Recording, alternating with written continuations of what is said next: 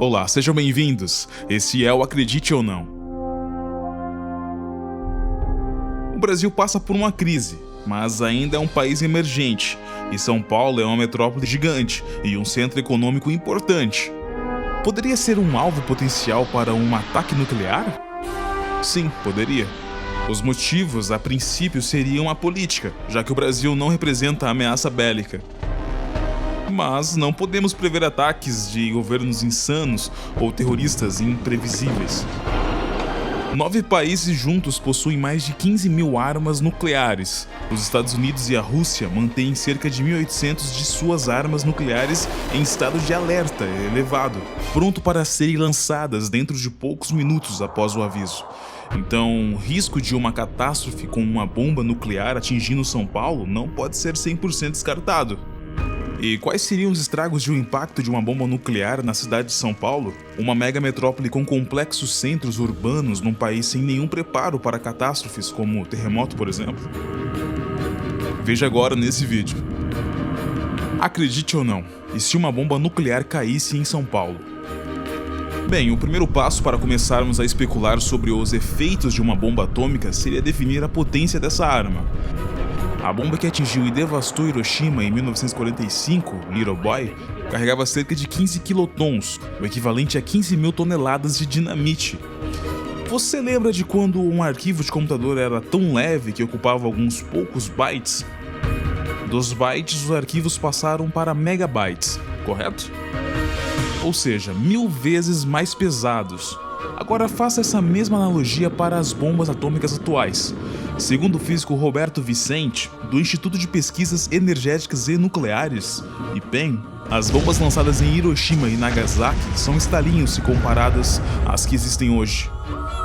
Com o surgimento das bombas de hidrogênio, a potência dos artefatos foi multiplicada 1000 vezes, chegando próximo a 50 megatons, 50 milhões de toneladas de dinamite.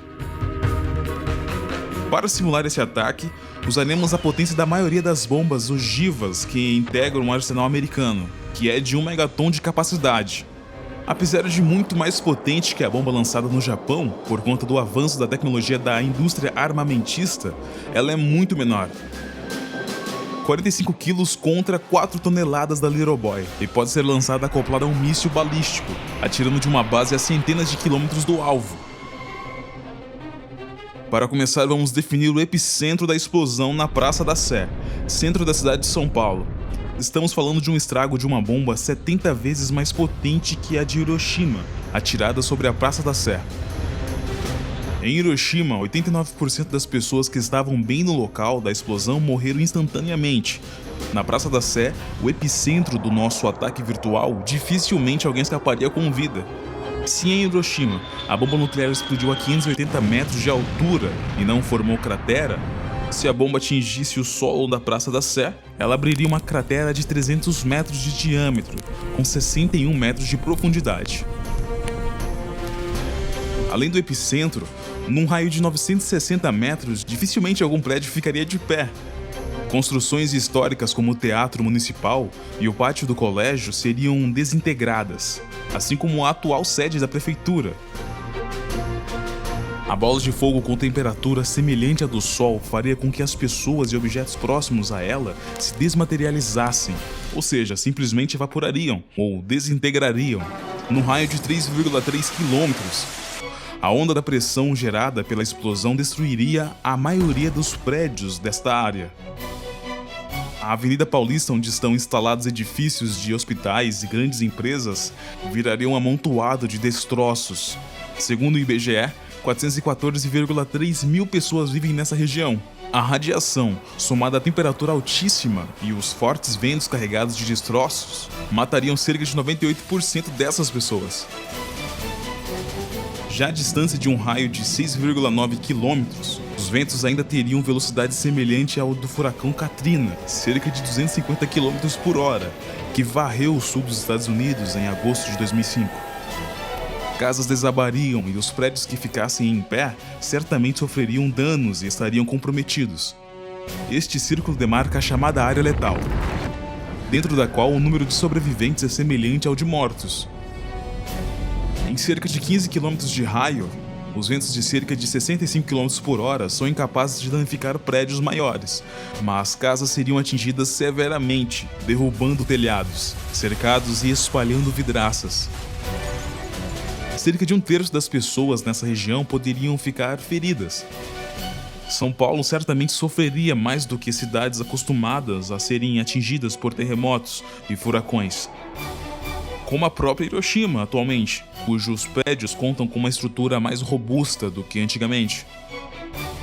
Como aconteceu com o acidente nuclear em Chernobyl, Rússia, a radiação lançada pela bomba nuclear causaria morte celular e mutações. Seu alcance varia de acordo com a direção e a velocidade do vento, além do local da explosão, no chão ou no ar.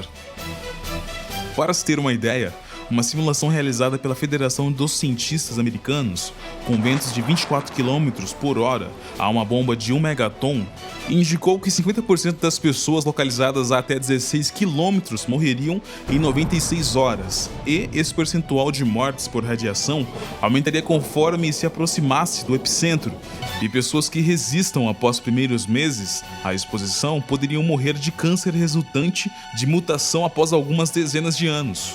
São Paulo levaria então décadas para reestruturar, já que teria que contar com o apoio do governo federal e da ajuda dos demais estados brasileiros. E São Paulo é uma cidade com o maior PIB do Brasil, seguido do estado do Rio de Janeiro. O prejuízo seria nacional e marcaria uma nova fase de trevas econômicas para todo o país. Todos os demais estados sofreriam com sanções econômicas. Investidores internacionais iriam retirar seu dinheiro do país, causando um caos na desvalorização da nossa moeda. Então, se atualmente levamos anos para construir um estádio para a Copa do Mundo, imagine quanto tempo levaria para reconstruir uma cidade como São Paulo, com a economia do país em frangalhos. Seria um caos político e governamental. E você? Comente o que faria caso soubesse que uma bomba estaria prestes a cair onde você mora. Bem, chegamos ao fim de mais um vídeo. E São Paulo continua funcionando a todo vapor. Se você curtiu esse vídeo, clique no joinha, e se você gostou de temas com cenários hipotéticos e quer ver mais vídeos como esse, se inscreva no canal agora. Faça parte do Acredite ou Não. Pessoal, até a próxima!